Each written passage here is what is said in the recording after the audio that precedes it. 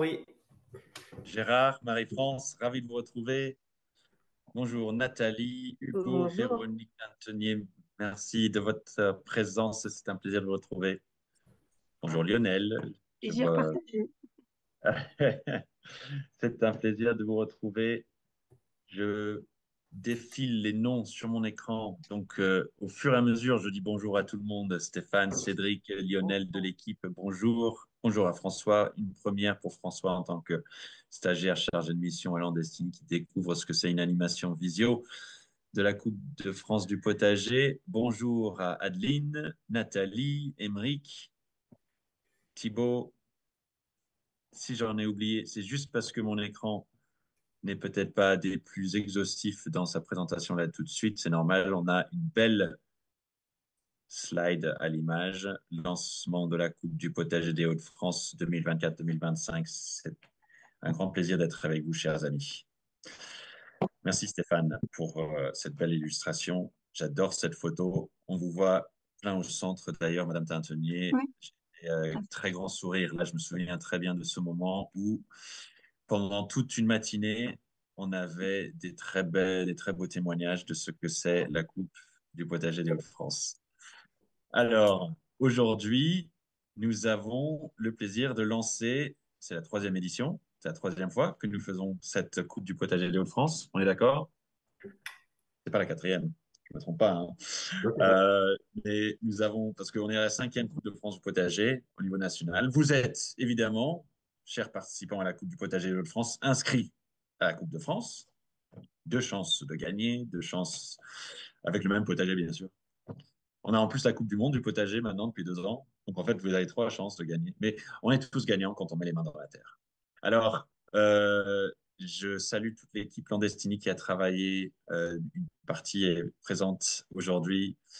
Merci Stéphane, Cédric, Lionel, notre expert potager qui va dire quelques mots sur ce qu'on fait au potager en début février, en fin de cette séance. Moi, je suis Henri Landès, je suis très heureux d'être avec vous. Je préside Landestini et c'est vraiment un grand plaisir d'avoir ce partenariat dans les Hauts-de-France parce que nous sommes nombreux à être venus, mais nous ne sommes pas très souvent dans les Hauts-de-France. On a des personnes qui viennent de l'association, on a travaillé avec des personnes localement. On va continuer en ce sens. J'ai envie de dire que les Hauts-de-France devient une sorte de territoire prioritaire. On a la même chose à La Réunion, donc je pense qu'on ne peut pas être, en ce qui concerne Nord-Sud, enfin, quoique on a aussi un projet en Guyane. Là, je pense qu'en termes de latitude, on commence aussi à toucher assez bas. Mais tout ça ne sont que des détails réjouissants. C'est-à-dire que nous sommes vraiment heureux de pouvoir devenir un petit peu, est-ce qu'on dit des Hauts-de-France, je suppose que depuis la fusion des régions, il y a un qualificatif qui peut caractériser les citoyens de chez vous, je ne sais pas, hein. Parce que peut-être que vous êtes encore assez attaché au Nord-Pas-de-Calais. Je vous laisserai me dire, me contredire. Mais en Haute-Loire, j'ai découvert qu'on appelle ça des altiligériens, et c'est parce que je suis depuis peu altiligérien que j'ai trouvé ça chouette comme terme. Oui, merci Stéphane. Tu commences à me faire comprendre qu'il faut que je fasse mon petit mot rapide d'introduction, parce qu'après, on va faire un tour d'écran. Mais comme tu es indiqué sur la slide, rien n'est plus important que l'éducation et la santé de nos enfants. C'est pour ça qu'on est là. Et apprendre de la nourriture, apprendre à produire de la nourriture, et apprendre aussi d'où vient la nourriture, est aussi fondamental qu'apprendre à lire, écrire et compter.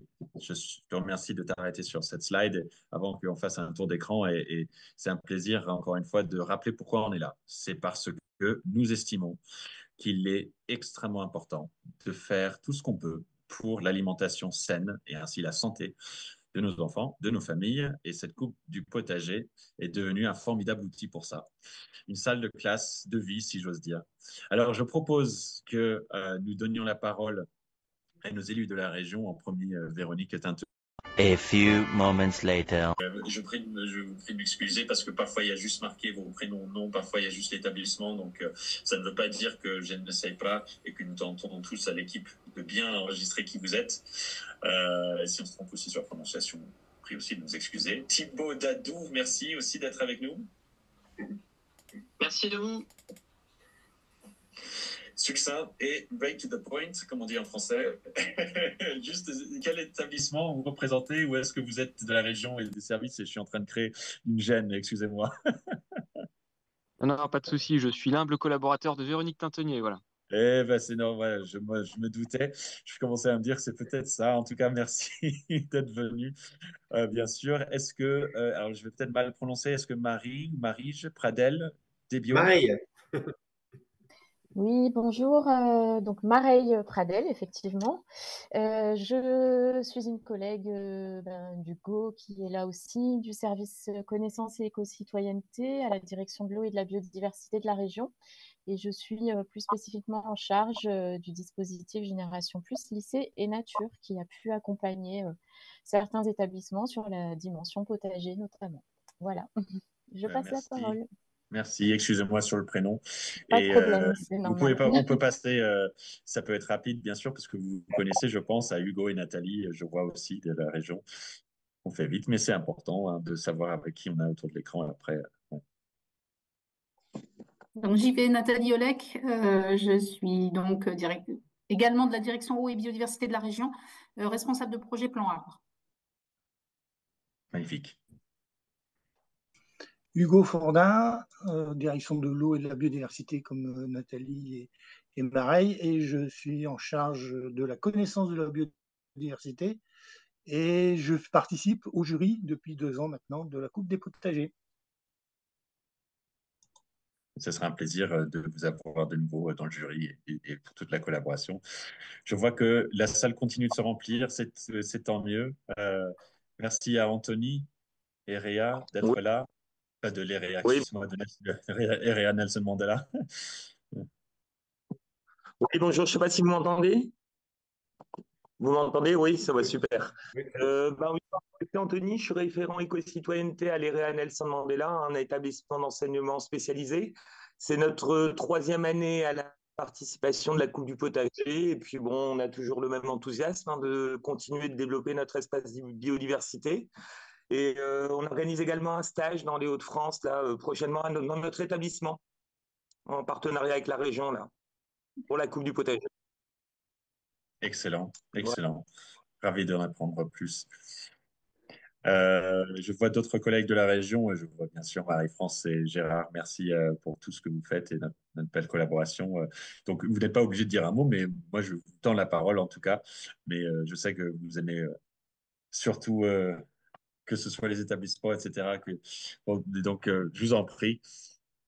Mais Merci Henri. Déjà, bonjour à toutes et à tous d'avoir accepté l'invitation pour cette conférence de lancement. On vous souhaite de beaux projets pour cette Coupe 2025. nous aussi.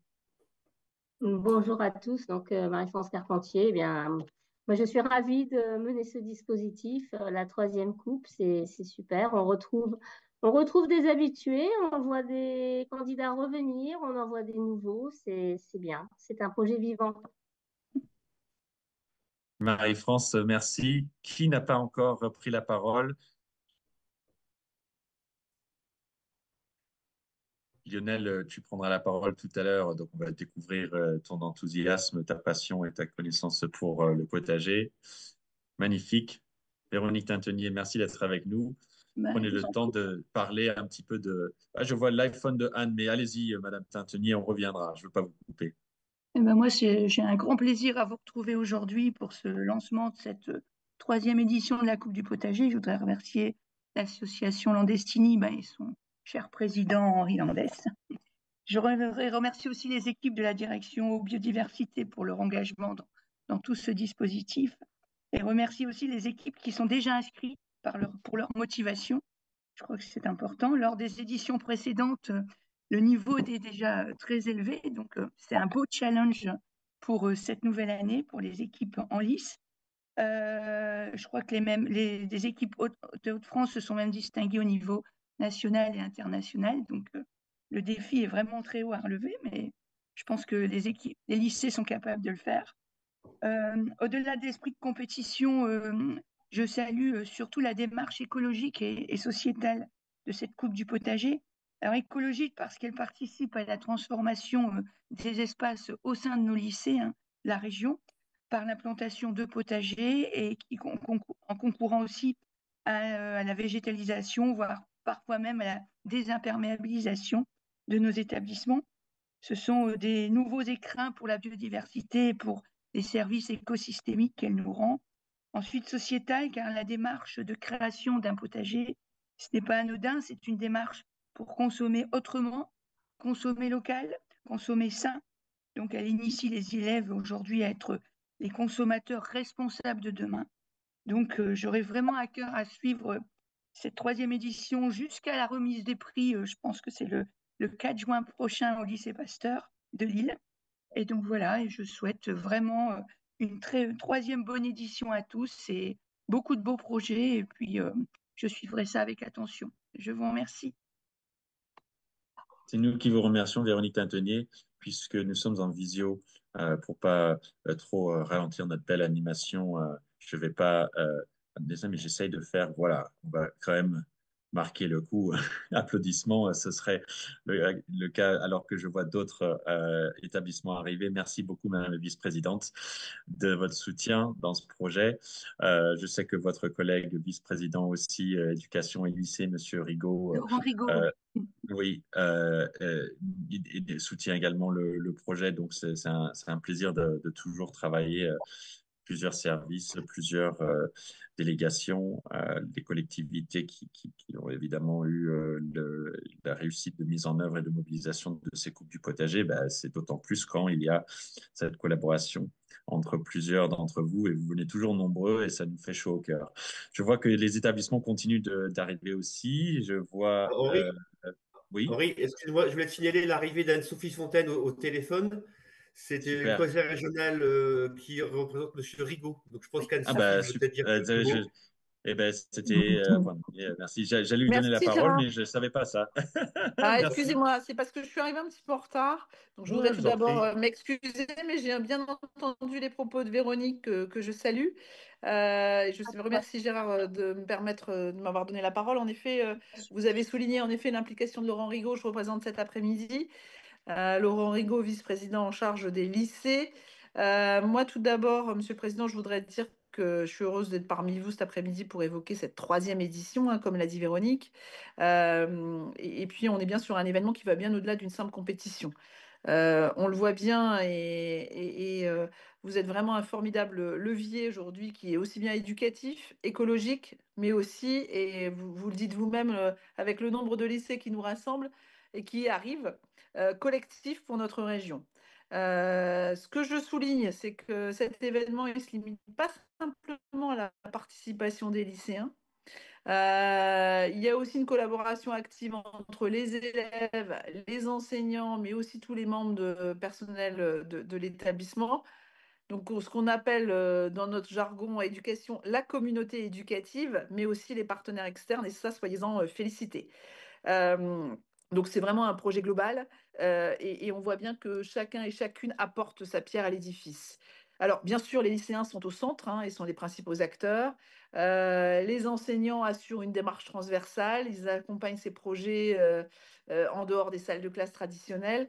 Et le potager devient aussi un véritable support pédagogique pour des enseignants pratiques, vivants, et tout en favorisant l'apprentissage de la biodiversité et des écosystèmes. Je ne vais pas être beaucoup plus longue, mais dans cette dynamique, se dire que la région des Hauts-de-France, et je salue l'ensemble des services, Gérard, et tous les services qui t'entourent, par le biais de ces acteurs éducatifs, continue de promouvoir une approche innovante de l'éducation. Et l'objectif est vraiment de permettre à nos élèves de mieux comprendre leur environnement, de développer des compétences pratiques et puis de renforcer les liens avec le territoire. Et en fin de compte, vous les aider à grandir et à devenir des adultes responsables. C'est ça qui est aussi important et ce que le président Bertrand souhaite. Donc moi, une nouvelle fois, je tiens à saluer l'engagement collectif, la mobilisation de tous ceux et toutes celles qui font de cet événement un succès. Euh, et puis, sans oublier aussi les services de restauration et d'entretien. Donc, c'est une véritable réussite à tous les niveaux et qui montre bien que lorsqu'on unifie tous et toutes nos forces, on peut offrir en effet à nos jeunes des Hauts-de-France, une éducation plus vivante, euh, je dirais plus responsable et bien sûr plus en phase avec les enjeux du monde de demain. Pour un avenir dont je sais qu'il est très cher à Véronique et donc elle le dit très souvent en séance et au-delà et au quotidien dans sa démarche, dans un avenir plus vert, plus solidaire et surtout plus respectueux de notre planète. Et qu'aujourd'hui, ce défi, c'est l'affaire de tous. Voilà ce que je voulais dire et vous féliciter une nouvelle fois. Merci, Madame Fontaine. Merci à vous. Merci à Monsieur Rigaud aussi de son soutien et c'est très bien dit. Euh, c'est des paroles très fédératrices pour nous et ça nous donne envie de continuer avec d'autant plus d'énergie.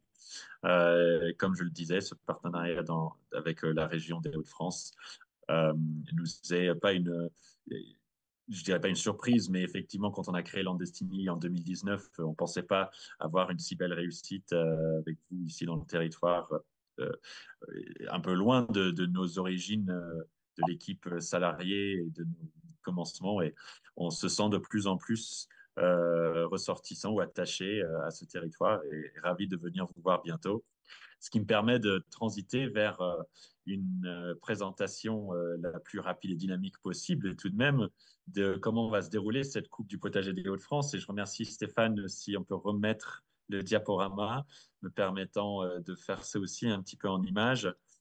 Euh, merci hein, Stéphane Fournier, hein, parmi notre équipe d'ingénieurs web communication euh, très fortement mobilisé sur l'éditorial aussi avec Cédric et Thomas. Je les salue. Merci beaucoup à vous deux.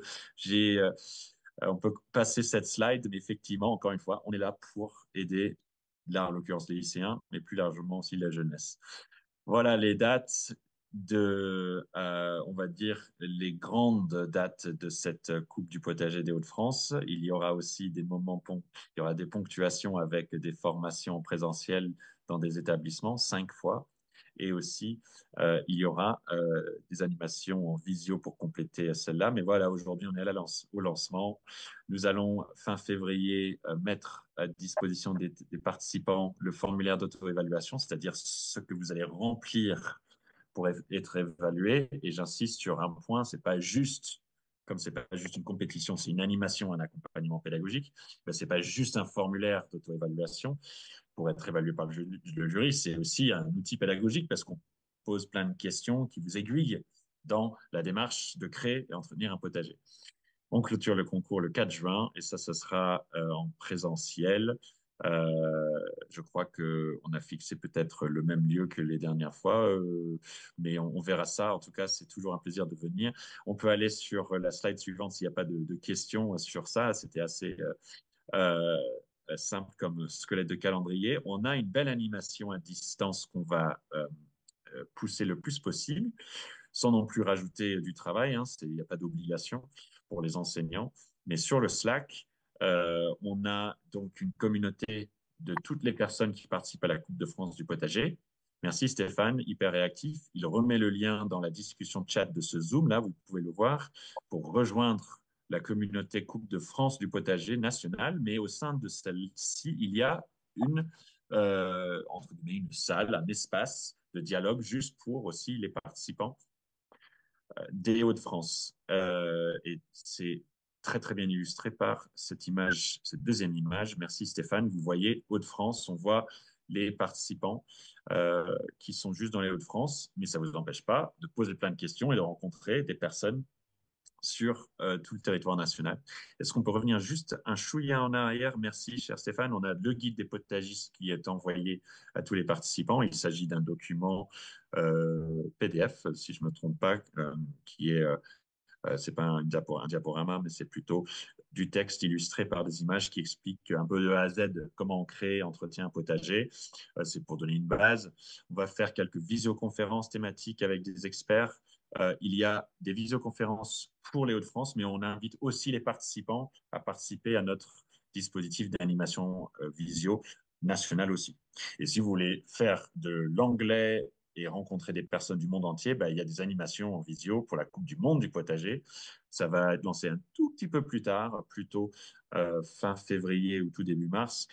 On informera ainsi tous les participants des Hauts-de-France de ça.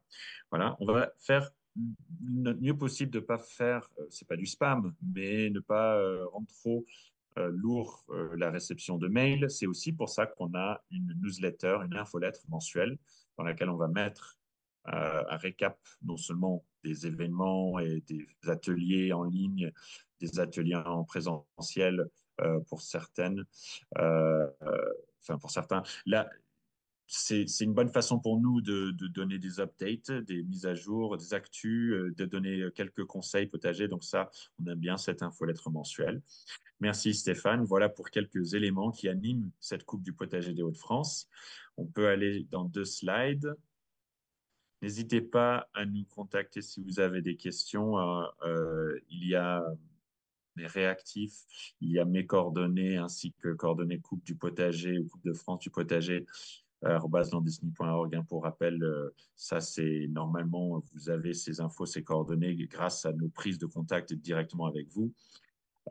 Nous avons ces 5 dates où il y aura des experts du potager dans différents lieux dans les Hauts-de-France. On a fait un travail méticuleux. Je remercie encore Marie-France à ce titre-là, aussi Gérard, sur le fait que nous essayons d'être le plus représentatif de l'ensemble de cette belle région. Et on ne fait pas tout à Lille, ni tout à Amiens, etc. On a plusieurs sites pour qu'il y ait la capacité la plus facile, si j'ose dire, pour tous les participants à au moins participer à un de ces ateliers.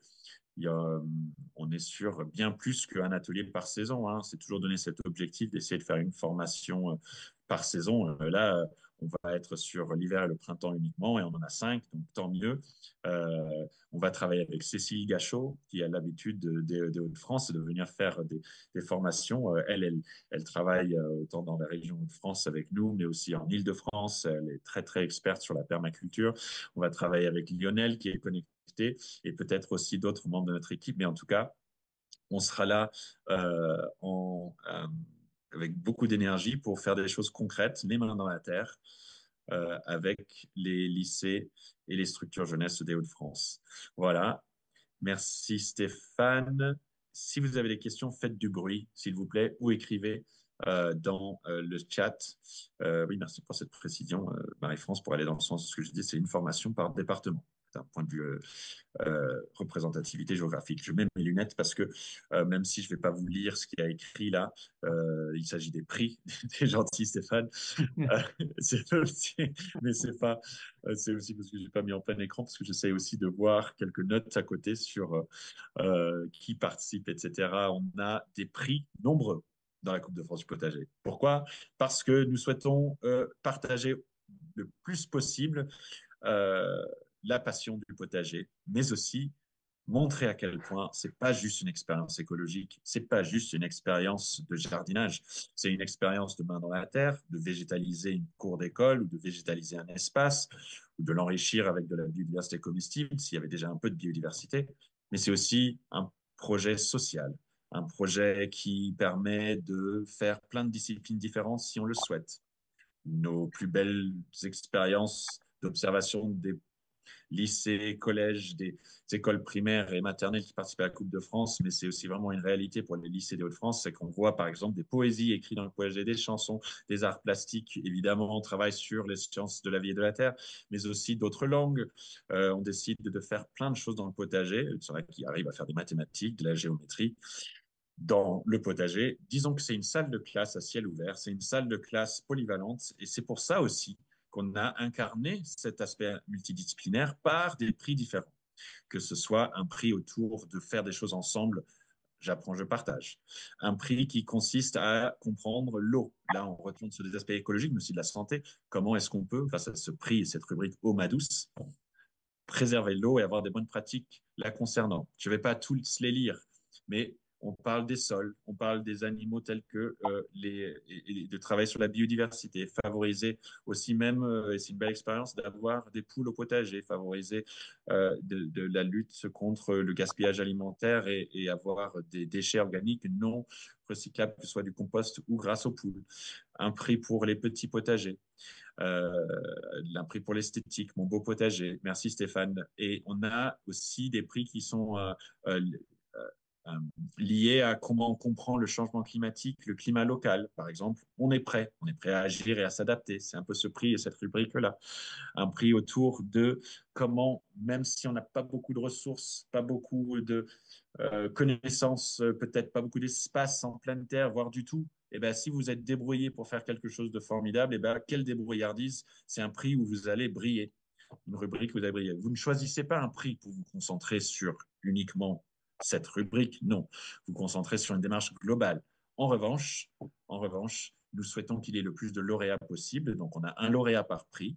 Voilà, déjà, ça permet plus de monde possible de bénéficier de récompenses, mais aussi une reconnaissance tout au long de l'animation que le potager, c'est clairement impact social, impact pédagogique, impact écologique, impact santé. Et on aime rendre ça très explicite. Voilà, j'en dis pas plus sur tous ces prix, mais vous avez vu qu'il y en a nombreux. Il y a aussi une équipe championne. Hein. Et une très belle surprise pour chaque participant. Ça, je suis très heureux d'en parler cette année.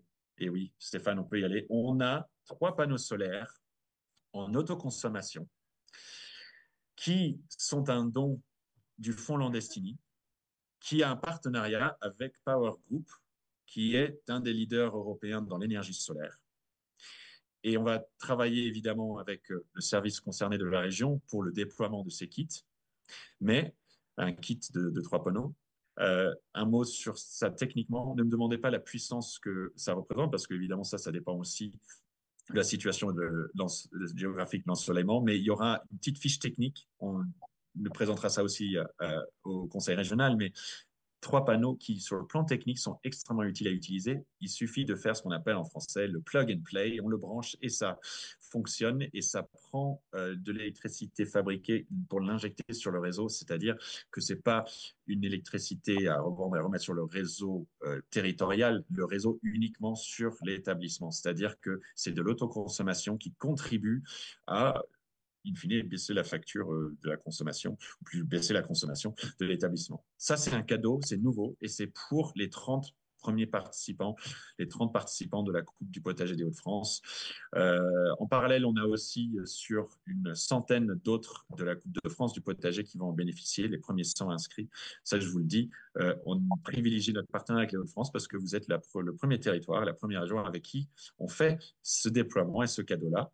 Donc, il n'y a pas besoin de répondre à un défi, etc. Voilà, les 30 premiers lycées qui s'inscrivent, eh ben, il y a ce cadeau. On ne s'engage pas à faire les livraisons dans les semaines qui viennent, c'est un petit peu technique et logistique, mais voilà, on va se coordonner avec la région pour faire ça du mieux possible. On dit merci à Power Group qui favorise évidemment la pédagogie sur la transition écologique au sens large, apprécie énormément que nous fassions à travers la Coupe de France du potager de la pédagogie sur l'alimentation et la santé et va main dans la main de la transition écologique, la sobriété énergétique et l'intelligence énergétique, les énergies renouvelables là où c'est bien de les mettre, parce qu'évidemment, il y a toujours des débats, et ça, c'est normal, on ne s'inscrit pas là-dedans. On s'inscrit dans un mix énergétique favorable à une baisse de la consommation et des émissions carbone. Et donc, voilà ce cadeau pour cette année. Ça va main dans la main avec s'alimenter aussi au mieux. Donc, on est très heureux de présenter ça cette année. Encore une fois, si vous voulez réagir, me couper, n'hésitez pas, j'ai aucun problème avec ça. C'est un style américain d'ailleurs. Vous pouvez m'interrompre quand vous voulez si vous avez des questions, etc. Juste faites du bruit parce que je ne vous vois pas vraiment. Je vois surtout mes slides, je vois des écrans noirs pour certains, mais je sais que la convivialité y est. Est-ce que Stéphane, on peut aller à la slide suivante? Oui, c'était la dernière. L'équipe Landestini, c'est super. J'ai mentionné que Lionel est avec nous et va faire des animations. On est très heureux d'aller en congé et Thibaut, il est pris sur plein d'autres responsabilités parce que ces 2 autres ingénieurs pédagogiques, Julie et Thibaut, participent à cette belle aventure de la Coupe du potager des Hauts-de-France et plus largement de la Coupe de France du potager. Je ne vais pas en dire plus parce que Lionel va se présenter et on va lui donner la parole dans quelques instants. On peut aller à la slide suivante. Merci, cher Stéphane. Je crois que c'est la dernière. C'est la dernière, tu n'as pas fait une slide avec toi et Cédric, par exemple? En tout cas, vous êtes là, vous pouvez mettre votre caméra si votre réseau le permet. Merci à vous deux. J'allais vous laisser dire un mot, si vous le souhaitez, avant que Lionel nous propose quelques conseils pédagogiques, conseils techniques sur le potager. Si vous ne voulez pas, il n'y a aucune pression. Non, non, il n'y a pas de souci, Henri. Merci. Ah, Marie-France a levé Oui, la main. juste peut-être un petit mot. Je vois que les réa Nelson Mandela nous demandent quand est-ce que Ah, va arriver la dotation des panneaux solaires. oui. Et on avait pensé potentiellement les amener le jour de la formation qui est prévue le 26 mars. Donc, voir un petit peu si on pouvait pas faire un petit événement ce jour-là. Ok, c'est parfait, merci. Ouais. Exactement. Exactement. Et j'ai déjà informé de cet objectif Power Group. Peut-être qu'ils voudront qu'une personne de chez eux soit avec nous aussi. Ça peut être utile pour peut-être une première démonstration. Euh, on a bénéficié de dons pour Landestini. On a déjà installé ces types de panneaux. Ça prend pas très très longtemps. C'est bien d'avoir quelques outils. Et de toute façon, on va pas faire ça correctement, mais c'est assez simple. Voilà, c'est ce que je voulais dire. C'est ça qui est assez chouette. En Et ça ne tout demande cas, aucun. Enfin, moi, j'ai sollicité les services de la région de l'équipement du patrimoine. Il n'y a pas de souci, il n'y a pas de question particulière. Si le chef d'établissement les accepte, c'est tout bon. donc il y a quand même un petit arbitrage qui doit être fait. On espère donc que le chef d'établissement à chaque fois va être favorable. Mais en tout cas, j'ai envie de dire pourquoi ne pas l'être. Sur le plan écologique, énergétique, financier, c'est assez intéressant. Ouais. Nous, ça nous fait grandement plaisir. Euh, voilà. Eh bien, là, l'équipe Landestini peut se présenter si elle le souhaite. Lionel aussi prendre un petit moment pour dire bah, qu'est-ce qu'on peut faire au potager en cette fin de mois de janvier. Ça donne déjà un petit peu quelques éléments techniques pour nos établissements. Et si d'ailleurs, avant qu'il commence, il y a des questions de la part de lycées, d'établissements présents, allez-y, allez-y. C'est pas pour lui mettre la pression, il est incollable, notre cher Lionel. Donc, si vous le surprenez avec quelques questions techniques qu'il n'aurait pas envisagées, peut-être qu'il va quand même s'en sortir très, très bien. Cher Lionel, qui fait une chronique tous les samedis sur France Bleu Pays d'Auvergne, sur le jardin et le potager, justement, connaît la spontanéité et être dans le hot seat, comme on dit en anglais, dans une position de devoir parler à pas mal de monde sur ces sujets. Est-ce qu'il y a des Oui, questions? Je t'en prie, Lionel. non, non, tout à fait, oui, pas de souci. Les questions sont bienvenues. Lionel, est-ce que parce que il fait un peu froid cette fin de mois de janvier, en hiver, on fait rien au potager? Alors, on ne fait pas effectivement le potager. Bon, on est au mois de février, on arrive au mois de février, c'est encore la fin de l'hiver, on va dire, hein. La nature se réveille tout doucement de sa torpeur hivernale. Il a beaucoup plu cet hiver, un petit peu partout en France, donc il faut en tenir compte aussi dans les travaux qu'on va engager au jardin. Là, on va laisser quand même un petit peu le sol tranquille pendant quelques temps, se ressuyer, c'est-à-dire sécher, hein, évacuer l'excès d'eau qui est présent un petit peu partout. On rappelle, hein, les sols ont été paillés à l'automne, hein, pour en préserver la structure et préserver la vie du sol, donc bien laisser en place encore ces paillages. Je dirais que l'essentiel des travaux à l'extérieur, ça va être surtout d'incorporer les matières organiques, hein. On va recharger le sol en matière organique, hein, c'est la nourriture du sol, c'est ce qui va rendre notre sol fertile, qui va faire en sorte que la structure puisse accueillir dans les bonnes conditions nos futures plantations. Donc, ça va être le moment de recharger ce sol en matière organique, donc sous forme de compost, sous forme de fumier, etc. Donc, s'il y a un paillage, on enlève un petit peu le paillage, on va incorporer en surface cette matière organique. C'est le moment de le faire parce qu'il y a une certaine inertie entre le moment où on va l'incorporer et le moment où elle est utilisable par les plantes. Donc, vu que les plantes tout de suite n'en ont pas besoin, on va profiter de ce laps de temps, hein, pour incorporer cette matière organique. Autre chose importante aussi au potager, à ne pas oublier, on l'oublie parfois, c'est important pour la biodiversité, surtout pour les oiseaux, hein, c'est encore temps de nettoyer les nichoirs. On rappelle, c'est important. Pourquoi? Parce que le nichoir, c'est pas une maison permanente pour les oiseaux, c'est juste un endroit où ils viennent nicher, hein, pondre leurs œufs, élever leurs petits, et après ils abandonnent ce nid. Il peut être utilisé d'une année sur l'autre, mais les oiseaux, la plupart des espèces aiment bien que les nids soient propres, entre guillemets, ou tout du moins débarrassés des fientes et des restes des autres oiseaux. Donc, on va profiter de cette période, hein, pour le faire. C'est encore temps de le faire, il ne faut pas trop tarder, parce que là, les oiseaux se remettent un petit peu en activité, ils commencent à sélectionner leur territoire. territoires dans lesquels ils vont chercher un endroit pour pouvoir nicher le plus confortablement possible. Donc, c'est encore temps de nettoyer ces nichoirs, c'est important. Petite précaution, quand on nettoie les nichoirs, faire attention, parfois ils peuvent être habités, surtout l'hiver, par des chauves-souris.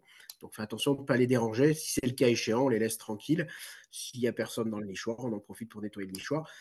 Et puis, je dirais que l'essentiel du travail du jardinier, en ce moment, il va plutôt se dérouler à l'intérieur, parce que ça va être la période où on va pouvoir commencer à...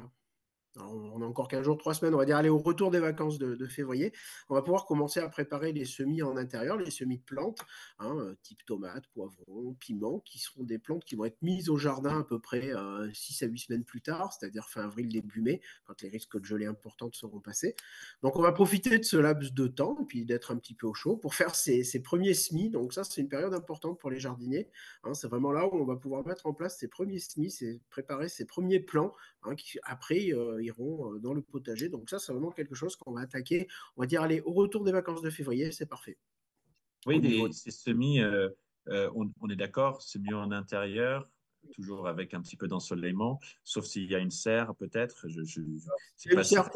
Ouais. Il faut que les températures soient quand même relativement douces, c'est-à-dire que ces plantes-là, ce sont des semis qui vont se faire à la température d'un intérieur de maison, on va dire autour de 18 degrés. Donc ça leur convient très bien. Effectivement, on va privilégier, si on peut, derrière deux fenêtres, un endroit très lumineux, parce que c'est des plantes qui ont besoin de lumière. Il faut à peu près 6 à 8 semaines pour que les plantes se développent correctement et soient prêtes à être mis au jardin. Donc 6-8 semaines, si on fait ça fin février, on est super bon au niveau du timing pour pouvoir les implanter fin avril, début mai au jardin. Donc ça, c'est un atelier qui va être important à faire. C'est une période importante. C'est une grosse anticipation, c'est vrai, mais c'est une période importante pour le jardin. On va préparer tous ces plans-là. Donc ça peut être des ateliers autour justement du semis. C'est des semis qui sont assez faciles finalement. C'est pas si difficile qu'on pourrait le penser. Des fois, on a un petit peu peur. Ça fait un peu peur. On se dit, oh là là, les semis. Est-ce que je me trompe? Quelle profondeur dans le godet, etc. Ouais. Alors après, on a de la chance maintenant. C'est vrai qu'il existe énormément de tutos, de choses comme ça pour aider un C'est petit souvent peu. écrit sur le paquet de graines aussi.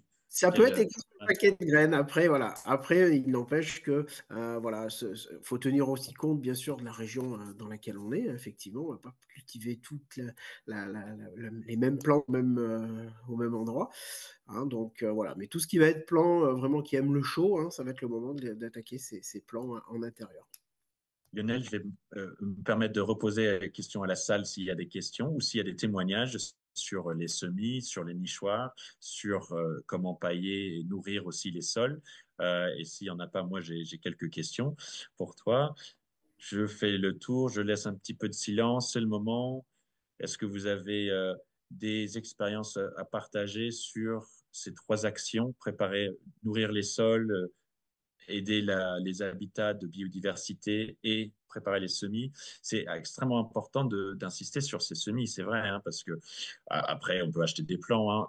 Je le redis pour tout le monde, si on loupe des périodes de semis, acheter des plants, ou partager des plants. Ça, parfois, il y a des pépiniéristes ou des maraîchers qui sont très heureux de contribuer au projet. On a ces témoignages partout en France d'échanges de plants, des parents qui décident d'apporter des plants. Il y a un super lycée agricole qui a participé et qui a rencontré un autre lycée grâce à la Coupe du potager des Hauts-de-France. Ça, c'était un des moments les plus touchants. Donc, il ne faut pas stresser, mais c'est vrai. Le potager doit être dans notre conscience dès maintenant parce que si on veut aller de la graine jusqu'à l'assiette, eh ben, c'est maintenant que ça se passe.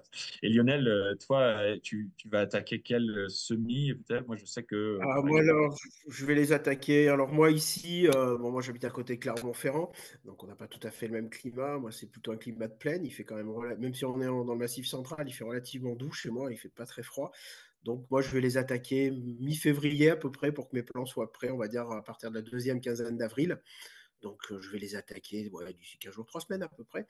Donc, j'ai des variétés de tomates que je garde d'année en année, où je garde de la semence. Ce sont des variétés qui se sont petit à petit adaptées aux spécificités propres à chaque jardin. Et donc, elles se sont adaptées aux spécificités de mon jardin, avec un certain ensoleillement, une certaine humidité, un certain sol aussi.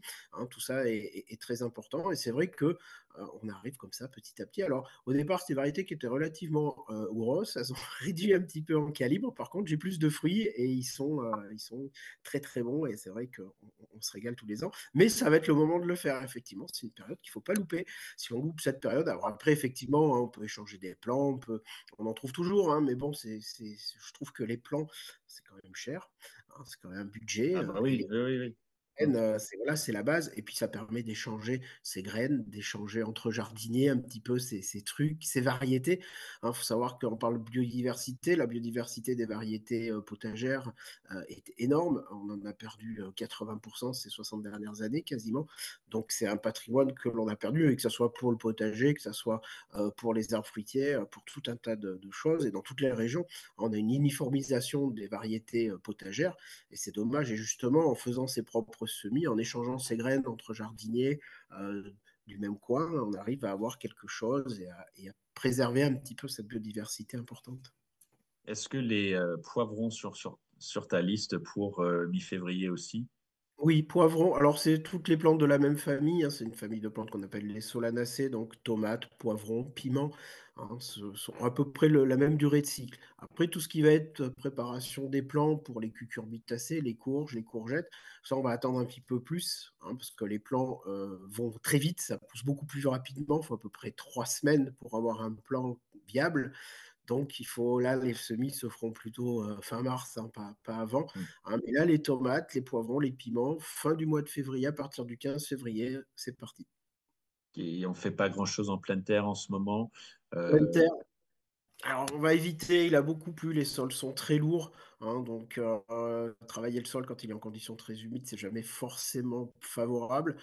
Il fait encore froid, il peut geler encore fort, donc on y va encore prudemment. Je vous dis, à part incorporer de la matière organique dans aux futurs endroits où on va mettre nos plants potagères, oui, ça on peut le faire, on peut profiter de cette période. Mais là, il faut que les sols sèchent un petit peu, hein. Il y a des régions où il pleut encore beaucoup, beaucoup, beaucoup, donc il ne faut pas s'affoler. Il vaut mieux être patient parfois que de faire du travail dans des conditions de sol qui ne sont pas forcément favorables. Hein. Il fait encore froid, et je l'ai encore la semaine dernière, donc il faut quand même être un petit peu prudent. Est-ce qu'il y a des questions, des réactions? Est-ce qu'il a beaucoup plus, enfin, on sait qu'il a beaucoup plus, c'était un phénomène national d'ailleurs, mais est-ce qu'il y a je vois que il y a eu le conseil d'Anthony tout à fait dans le Nord, plutôt attendre mi-mars pour une grosse partie des semis pour la plupart. Effectivement, on a peut-être une température, même par rapport à la douceur de Clermont, même par rapport par contre au Massif central, effectivement. On a plus de fraîcheur. On pourra bientôt tenter fèves et petits pois lisses, dit le Ouais. lycée Pasteur. Oui, ouais, on va pouvoir bientôt. Alors après, ça va être, voilà, c'est les premiers semis qu'on fait.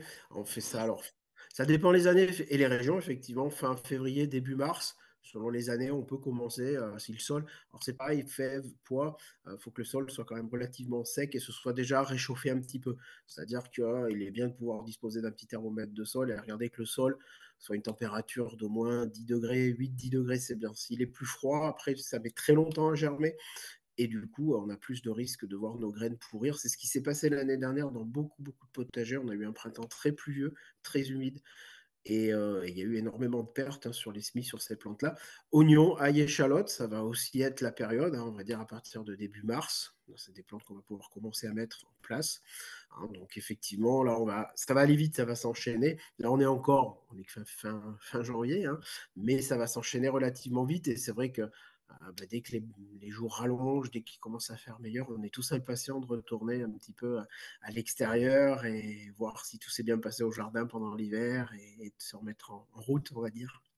Oui, et je me permets de continuer de faire du ping-pong avec le chat. Pour ceux qui ont des serres, on pourra peut-être aussi tenter quelques légumes précoces, dit le lycée Pasteur. Ceux qui... Oui, je t'en prie, Lionel, si tu voulais réagir, parce que Oui, j'avais tout à encore... fait, oui.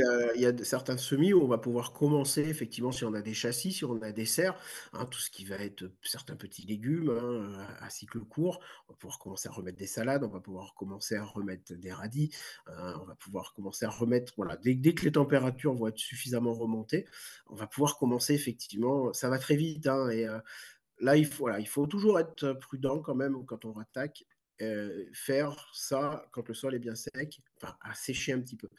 Oui, je vois aussi des espaces bien chauds proches des fenêtres, où effectivement, en classe, dans des classes des salles de classe, hein, faire des semis et les disposer le long de la fenêtre pour qu'ils aient un maximum de lumière. Dans une salle de classe, il fait suffisamment chaud en général, donc il n'y a pas de souci. Oui, ça peut être tout à fait fait dans ces conditions-là, il n'y a aucun problème. Épinard aussi est mentionné. J'ai une remarque question, Lionel. On a une belle diversité finalement de plantes qui peuvent, à partir de mi-février, fin février, plutôt mars pour la région des Hauts-de-France. En revanche, on pourrait planifier, ça je pense que certains aiment bien faire, dessiner, travailler un peu sur les infrastructures aussi pendant cette période hivernale. Que ce soit de créer des bacs, peut-être mettre en place une petite cabane à outils. On a des belles expériences de ça sur le mois de sur le mois de janvier, février. Ça, c'est très utile, Lionel. Oui, bien sûr, et puis ça peut être des travaux qui effectivement peuvent être envisagés, l'installation de récupérateurs d'eau, tous ces travaux-là qui sont un peu plus, on va dire, des infrastructures du jardin, un abri de jardin, entretenir ses outils aussi, c'est très très important, hein, entretenir les outils, tout ça, bien Les sûr, huiler, les garder au chaud, les garder au chaud, voilà, les huiler, les si on a revisser.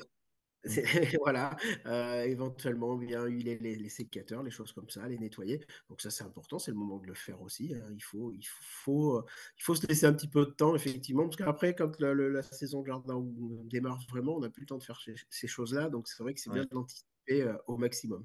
Je confirme, quelle que soit la taille du potager, j'ai envie de dire, nous, à chaque fois, on prévoit des choses et on se fait toujours quand même rattraper. Là, je parle de notre propre ferme, hein, ici à Boissé, en Haute-Loire, petite commune dans le nord-est de la Haute-Loire, 800 mètres d'altitude. Nous, chaque année, on s'est dit, pendant le potager fleuri, c'est-à-dire à partir de, on va dire, fin avril, quand on commence vraiment à être très actif dehors, on se dit toujours, on aurait dû prévoir comme ça. Zut, c'est pas exactement comme ça. On se fait rattraper un tout petit peu. C'est le bonheur et le plaisir aussi que la nature, elle vit, c'est vivant. C'est toujours un rappel assez facile que bah, on est en contact avec le vivant quand on fait ça. Et ça vit très vite. J'adore voir l'évolution de plantes, même à l'échelle de 24 heures d'une journée, de voir comment, que ce soit un haricot grimpant ou une autre plante qui arrive, c'est comme si elle avait des yeux pour voir un petit grillage, pour s'accrocher et grandir. Ça, c'est plutôt pour l'été. Mais Lionel, je suis sûr que tu es en émerveillement chaque fois que tu vas dans le potager et là que peut-être tu te projettes dans cet émerveillement en préparant un petit peu le terrain, si j'ose dire, ce début février. Bien sûr, tout à fait. Et puis, on va voir la nature se réveiller, reprendre place dans le jardin, les animaux, les oiseaux, les insectes, les reptiles, tout ce qui peuple le jardin, on va les voir de nouveau. C'est vrai que là, le jardin fait un peu plus triste, hein, l'hiver, hein, c'est vrai, hein, mais c'est comme ça, la nature a besoin de ce laps de temps pour se régénérer. Mais effectivement, et puis on est émerveillé, et puis il y a toujours, dès qu'on regarde, il y a tellement de choses à voir, ne serait-ce dans un jardin, potager ou pas d'ailleurs, hein, il y a tellement de choses, des sources d'émerveillement et de choses à découvrir, on s'en lasse jamais. Bien, chers amis, sur ces mots-là, on s'en lasse jamais. On se lasse pas, clairement pas, de travailler avec vous dans les Hauts-de-France. C'était le lancement de notre Coupe du potager des Hauts-de-France dans sa troisième édition. 2024-2025 et nous allons avoir un beau semestre ensemble. Dernière petite opportunité de réaction, de prise de parole. Merci à vous toutes et tous, mais allez-y et après on va clôturer. Excusez-moi, Corinne Brailly, pour la draft. Je me demandais si les établissements pouvaient encore s'inscrire et si oui, jusqu'à quelle date?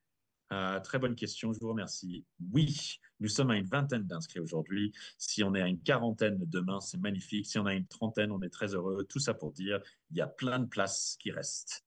Nous, on est partant pour que ce soit l'expérience la plus collective, nombreuse possible pour les participants. Donc la réponse est oui. Et on a même tendance, je ne veux pas le dire trop fort, mais on a même tendance parfois à étendre un peu la date limite quand on voit qu'il y a un engouement et découverte. On est clairement dans un projet qui est très utile, évidemment, embrassé, si j'ose dire, accueilli. C'est un plaisir pour nous de travailler avec l'éducation nationale, le système scolaire. Mais effectivement, il y a une petite dose de frustration pour deux raisons. eh bien, c'est surtout à partir du beau temps que le potager devient vraiment, pour celles et ceux qui sont un peu éloignés au départ, vu, connu, une envie. Mais bon, on arrive à faire cette pédagogie, même en janvier, en février, à l'automne. Historiquement, là, on a pris un petit peu de retard cette année. C'est une année chargée pour l'association Landestini. Donc, ça a été un peu difficile pour nous et je remercie de votre bienveillance. Mais donc, on a eu un peu de retard. Mais janvier, février, on essaie quand même de faire cette pédagogie malgré le froid. Et l'autre partie de la frustration, c'est que c'est l'été, qu'il y a tellement de floraison que les tomates viennent régaler les assiettes et les personnes qui ont des assiettes devant elles et eux. Donc, c'est vrai que sur ce point-là, la, la nature n'est pas parfaite ou bien faite en interaction avec le système scolaire, mais bon, on ne regrette pas. On est très heureux et évidemment, c'est nécessaire à un moment donné de clôturer les inscriptions, mais on a encore du temps, premièrement, et ensuite de clôturer en juin avec une belle cérémonie de clôture, même si on pouvait, eh bien, on rassemblerait tous les lycéens en août et on se régalerait autour de très très bons plats avec des tomates de toutes les variétés possibles. N'oublie pas qu'il y en a au moins 300. Voilà, pour faire écho à ce que disait Lionel sur la diversité, à ne pas oublier non seulement des semences, mais aussi des variétés des légumes fruits aussi. D'autres questions? Merci Madame Brailly pour cela. Madame Tintenier, si vous voulez dire un mot avant de nous quitter, et qu'on se dise très, très, pas bon vent, mais bon jardinage à tout le monde, je vous en prie. Ça me fait plaisir de vous laisser un petit mot de la fin. On ne vous entend pas, par contre, vous avez coupé le micro. Je suis désolé, je vous ai pris de court peut-être. Je je n'ai pas remis mon micro. Oui, une très belle réussite pour cette troisième Coupe du potager. Je ne doute pas un seul instant qu'il y aura encore plus de lycées inscrits et je pense qu'ils vont s'inscrire là prochainement. Et je souhaite de bons semis à tous. Et puis, j'ai été très attentive et très, très sensible à cette opération de panneaux solaires aussi. Et pour la transition écologique, je trouve que c'est une belle opération et bravo à vous. Et la région est très sensible à ça également. Donc, bravo et puis bonne coupe du potager à tous en tout cas.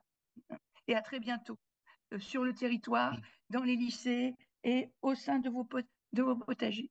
Voilà. Merci Madame Tintenier. Ce sera le mot de la fin. Très belle coupe du potager des Hauts-de-France. C'est lancé. À très bientôt. Au revoir.